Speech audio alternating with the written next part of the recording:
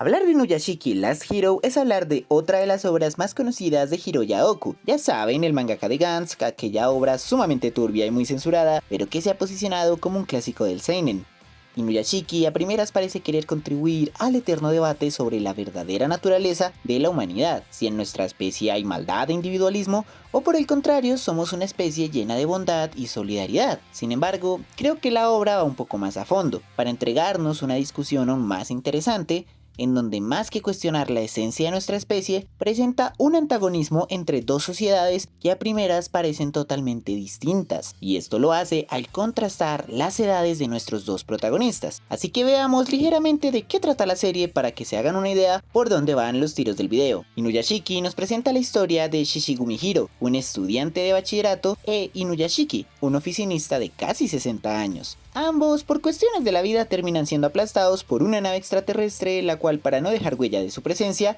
decide reemplazar sus cuerpos con máquinas de guerra sumamente avanzadas. A partir de ahí, tendremos un clásico enfrentamiento ideológico y militar entre dos formas opuestas de usar el poder y de encontrarle sentido a nuestra vida, por lo que en este video analizaremos un poco los hechos políticos y sociales de nuestra historia moderna para entender cómo y por qué se entiende a la juventud bajo esta noción rebelde, revolucionaria y antisistémica, para luego entender por qué Inuyashiki rompe con estos imaginarios, presentando un fuerte contraste entre las sociedades keynesianas, fordistas o del estado de bienestar frente a las sociedades postfordistas o neoliberales. Cabe decir que solo vamos a analizar los primeros dos tomos del manga, que son más o menos el primer y segundo capítulo del anime, así que no habrá spoilers sobre estos hechos importantes fuera de este rango. Ahora sí, comencemos con este video que existe únicamente para seguir adelantando el análisis de Fullmetal Alchemist.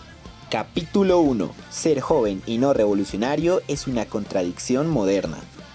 Ser joven y no revolucionario es una contradicción hasta biológica. Esta es una de las frases más icónicas de Salvador Allende, el presidente de Chile que fue derrocado por Pinochet en 1973 y que buscaba construir una sociedad socialista por un camino diferente a las armas. Para más información vean mi video de Dressrosa y el Plan Cóndor. Este imaginario colectivo se ha arraigado tanto en nuestras sociedades y más aún en las ficciones o relatos que producimos, incluso hasta nuestra actualidad. Es casi un tropo literario o narrativo el encontrarnos con personajes jóvenes, idealistas, rebeldes o que se oponen a todo un sistema social, cultural, político y económico que muchas veces es encarnado bajo figuras mayores o ancianas. Quizá el caso más popular bajo el mundillo del anime es One Piece, ya que Luffy es básicamente un joven de 21 años que poco a poco termina motivando a un levantamiento revolucionario mundial, a un rompimiento de un sistema económico y político que lleva estancado por más de 20 años y cuya élite política se trata de un grupo de ancianos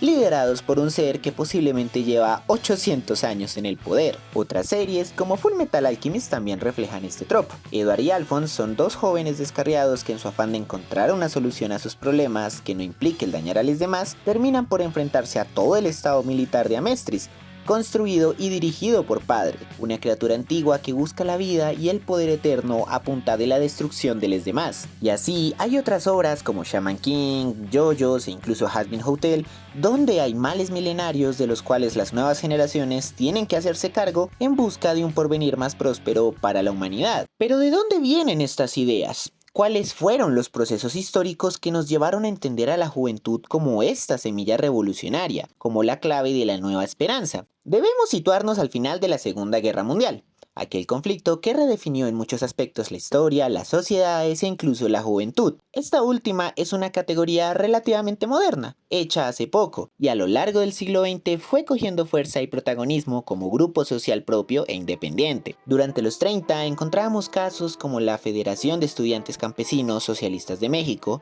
y la Confederación de Jóvenes Mexicanos, donde a pesar de estar organizadas, se les concebía como un grupo de menor valor frente a los movimientos sindicales, existiendo un fuerte dogma de que la juventud debía seguir ciegamente a los mayores. Del otro lado del mundo, Hitler llevaba cerrando cualquier organización juvenil en Alemania, excepto por dos: las Juventudes Hitlerianas y la Liga de Jóvenes Alemanas, que llegaron a contar con el 82% de la población de entre 10 a 18 años, preparando a las mujeres para la crianza y los roles de género tradicionales y a los hombres para desempeñar labores militares a favor del nuevo imperio alemán. Sin embargo, en plena posguerra la juventud adquirió un protagonismo enorme, ya que habían sido quienes habían estado en el frente de batalla, siendo la carne de cañón indispensable para detener a la oleada fascista, pero también porque la posguerra se enfrentaba a un mundo y a un sinfín de economías totalmente destruidas, haciendo a la juventud ahora la mano de obra fundamental para reconstruir física, económica y hasta demográficamente a las sociedades azotadas por la guerra. Es así como en el 45, al poco tiempo de firmar la rendición del Eje, se crean dos organizaciones históricas para la juventud, la Federación Mundial de la Juventud Democrática y la Unión Internacional de Estudiantes, ambas pensadas como frentes internacionales de juventudes antifascistas, quienes serían las encargadas de mantener la paz y construir una nueva y mejor sociedad, algo que podemos ver en expresiones artísticas como la pintura Baile de Juventud hecha por Picasso. Al menos en un inicio, la FMJD llegó a contar con 45 millones de integrantes de varios países del mundo, aunque con el auge de la Guerra Fría, dicha federación quedó conformada únicamente por organizaciones afines de la URSS. Tanto la federación como la Unión Internacional, y con el apoyo de los países del bando soviético, crearon varios espacios internacionales de encuentro, discusión y articulación, tales como el Festival Mundial de la Juventud, el Congreso Latinoamericano de la Juventud, e incluso se intentó hacer en el 54 la Fiesta de Estudiantes y la Juventud de América Central e Islas del Caribe, pero no se logró porque golpe de estado. Siempre con un fuerte carácter antiimperialista y antimacartista. Si quieren que haga un video explicando el macartismo, coméntenlo allá abajo. Que no hizo sino agudizarse y propagarse por buena parte de América Latina debido a la Revolución Cubana, la hermana mayor de todos los movimientos guerrilleros del continente durante la Guerra Fría. Ya pasando a un contexto más local, podemos ver que en Colombia la juventud también tenía por dichas épocas un papel fundamental. Los estudiantes habían sido durante los 50 agentes importantísimos para acabar con la dictadura anticomunista de Rojas Pinilla, permitiendo que las élites liberales y conservadoras volvieran al poder, esta vez bajo el Frente Nacional, un acuerdo en donde se rotarían la presidencia con miras a bajarle un poquito a la guerra civil que estaba azotando el país desde principios de los 40. Se nos consideraba como héroes, hasta que como buena juventud volvimos a incomodar al poder, pues tan solo 7 días después de la Revolución Cubana y aprovechando el inconformismo por el aumento de entre el 70 y el 150% del precio del transporte público en Bogotá, surge la primera guerrilla influenciada por el guevarismo, el Movimiento Obrero Estudiantil Campesino 7 de enero, llegando a tener un programa de lucha inmediata que proponía una revolución social dirigida por jóvenes clase media, obreros, estudiantes y campesinos. Otra figura clave de la juventud por dichas épocas fue el joven estudiante Hernando González, militante de la Juventud Comunista Colombiana, que fue enviado junto a Jacobo Arenas a apoyar como ideólogos a la autodefensa campesina que más adelante se convertiría en las FARC, una de las guerrillas más longevas de toda América Latina. En general, los estudiantes se convirtieron en piezas políticas muy importantes, pero más aún, sumamente incómodas para las estructuras del poder. En Bogotá, durante el 62, se hizo un paro estudiantil de al menos 20.000 estudiantes, que acabó con fuertes disturbios y el cierre temporal de la universidad pública más importante del país, así como también hubo mucho componente juvenil en guerrillas como el ELN y el M-19. Durante dicha década suceden eventos tan importantes en el mundo como lo fue el mayo del 68 en París, donde cientos de jóvenes estudiantes se atrincheraron en un barrio obrero para protestar contra el imperialismo y resistir a las embestidas del Estado. Mismo año en que más de 250.000 jóvenes mexicanos decidieron protestar por la represión policial aprovechando la visibilidad de los Juegos Olímpicos, a lo que el Estado respondió con una masacre, en donde el ejército y el grupo paramilitar Batallón Olimpia dejaron un saldo de cientos de vidas apagadas. Por otro lado, según los datos del 2015, desaparecieron más durante la dictadura de Videla a las personas que rondaban entre los 20 y 24 años, siendo este el segundo rango de edad con más desapariciones para el caso de la dictadura chilena. Este espíritu rebelde, transgresor y a menudo anticapitalista de la juventud se reflejó también en el arte y la cultura, como lo es el caso del punk, el cual muchas veces pretendía ir en contra del modelo social, político y económico, o el caso del hip hop, creado por jóvenes afroestadounidenses y latinoamericanos de la clase popular, a menudo usado para cuestionar, exaltar o retratar las condiciones sociales, culturales y económicas de sus entornos. Quizá la filosofía o la antropología nos pueden dar respuestas mucho más antiguas de esta relación entre la juventud y el cambio social. Desde la sociología creo que es bastante pertinente e interesante ver cómo a partir del nuevo mundo, creado por la guerra más grande de la humanidad, muchas cosas cambiaron radicalmente. Entre ellas, el papel que la juventud juega a favor y en contra de las estructuras políticas y económicas. Como vimos, durante la posguerra y la Guerra Fría, la juventud se posicionó como una pieza importante de las luchas políticas, reclamando con su rebeldía, inconformismo y pensamiento crítico una sociedad diferente, justa y digna para el conjunto total de la población, y no solo una minoría. A día de hoy, es impensable imaginar una revolución sin la juventud, y el alcance de su organización y liderazgo se evidencia cada vez más en coyunturas como el paro nacional del 2021, donde roles como las ollas comunitarias, la prensa, la primera línea y los derechos humanos fueron mayoritariamente ocupados por la juventud, quien estaba mamada de un viejo régimen represivo y desigual, soñando por una paz y mayor bienestar colectivo. Obviamente no es una respuesta definitiva a por qué asociamos a la juventud con la revolución, pero puede servir como un punto de partida para sus propias reflexiones. Si conocen otro hecho histórico o movimiento estudiantil que merece la pena ser contado, no duden en dejarlo en los comentarios. Capítulo 2. Cuando los tiempos cambian.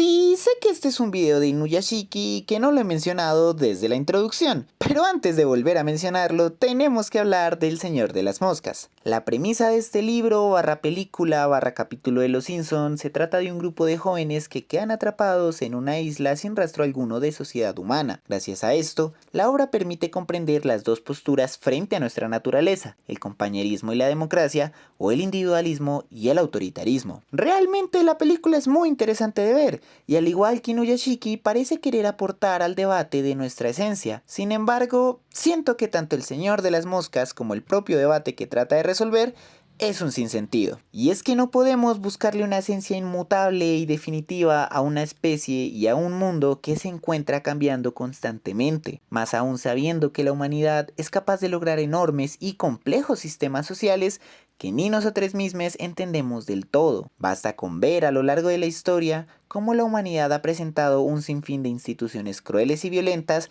encargadas de mantener el poder de unos pocos, así como también hemos observado varias formas de solidaridad colectiva que nos permiten resistir a todo tipo de adversidades. El Señor de las Moscas cree que por no estar en un entorno social podemos tener una respuesta más genuina sobre la naturaleza humana, pero se le olvida que todos los niños han sido socializados bajo condiciones capitalistas y responden a una trayectoria sociohistórica occidental. Es muy difícil que mágicamente se olviden de todo eso solo porque por unos días o semanas no tuvieron contacto con más gente. Es aquí cuando yo creo que Inuyashiki va un poco más allá al no hablarnos de la naturaleza humana como algo absoluto, sino como algo muy permeado por los contextos socioeconómicos, y lo hace de una manera muy sutil. Miren, ya en el canal he hablado varias veces del desarrollo del neoliberalismo y los cambios sociales, culturales y económicos que trae consigo, así que no pretendo extenderme mucho en esta sección. Pero para esta ocasión ocuparemos a David Harvey, el geógrafo marxista más famoso de los últimos tiempos, y su obra Breve Historia del Neoliberalismo.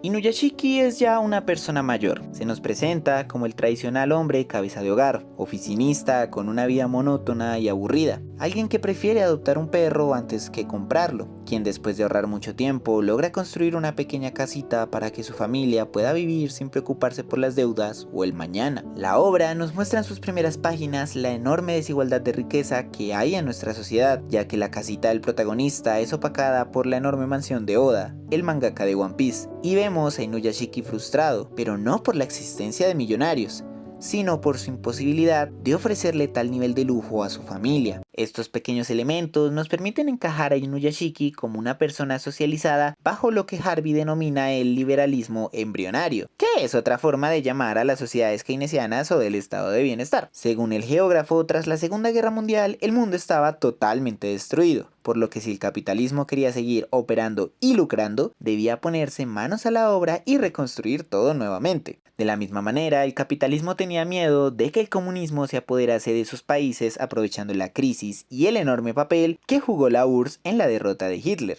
por lo que optaría por hacer un pacto entre la fuerza de trabajo popular y el gran capital. Es así como se propone un equilibrio o una alianza entre el mercado y el Estado que permitiera seguir funcionando tanto a la democracia burguesa como al capitalismo mismo. Aquí, viendo que medio mundo estaba en ruinas, se asoció al crecimiento económico directamente con el bienestar de la gente. Se crean y fortalecen todo tipo de políticas sociales que garanticen unos mínimos de vida a la clase trabajadora, tanto para que ella no se sublevara contra la burguesía, como para que pudiera ser una consumidora activa de las mercancías que producía y así asegurar siempre algo de ganancia. También se les brinda bastante agencia y lugar dentro de los estados a los sindicatos, donde se podían asegurar los mínimos acuerdos gremiales, incrementando la productividad y evitando que el malestar se transformara en socialismo. Sin olvidar que esto permitió muchas regulaciones a los procesos de acumulación de capital, que aunque no significaron pérdidas millonarias a las empresas, sí fueron vistas como logros de la lucha social. En palabras de Harvey, la intervención estatal sirvió para promocionar una economía social y moral. Era al fin y al cabo un proyecto casi que utópico de un capitalismo humano o solidario. Inuyashiki puede ser asociado con esta forma de estado y de sociedad, pues al fin y al cabo él le encuentra sentido a su existencia a través del cuidado y la protección de los débiles, les marginades. Se concibe como un héroe solidario y desinteresado, razón por la cual cuando vuela canta la canción de Astro Boy, un héroe de una historia ya bastante antigua, en donde el futuro se veía con una gran positividad. Sin embargo, termina siendo de esas figuras heroicas conservadoras, de las que no buscan transformar el status quo, ya que él se conforma con apoyar a la gente en hospitales, evitar que pandilleros ataquen a la gente o proteger a habitantes de calle de las violencias clasistas, pero nunca apunta por acabar con las clases sociales o con los problemas estructurales de Japón. Y tal vez ese sea el problema principal del estado de bienestar. Creer que puede mantener intactos los procesos de acumulación capitalista mientras no arregla las contradicciones que generan desigualdad y miseria, lo cual nos lleva a la crisis mundial del petróleo de los 70, que terminó por cimentar al estado de bienestar, pues la burguesía, cansada de sentir ataduras o responsabilidades que no le permitieran enriquecerse a gusto, aprovechó el miedo de la consolidada clase media para meter un conjunto de políticas económicas y sociales que acabaran de golpe con la sociedad como se conocía. De la misma manera que Inuyashiki se sentía frustrado por matarse toda la vida trabajando y no conseguir una casa más grande, mucha gente se preocupaba de cómo pese a tantas promesas, el estado de bienestar no les protegió de la crisis capitalista y les expuso al desempleo, la pobreza y hasta el desalojo. El cuerpo de nuestro protagonista, ya viejo, desgastado y en decadencia debido a un cáncer terminal, refleja a la socialdemocracia que tras décadas en el poder llegaba a su límite, a su fin, y es así como nace una nueva sociedad, una nueva ideología. Es así como nace Shishigumi Hiro. Cuando vemos a Hiro por primera vez, dice que prefiere a los personajes de anime por sobre la gente de verdad. Es alguien con una empatía tan atrofiada que puede llorar fácilmente por historias de manga, pero no siente dolor alguno al arrebatar vidas una vez obtiene su poder. Y que curiosamente su mayor referente ideológico son comunidades de internet.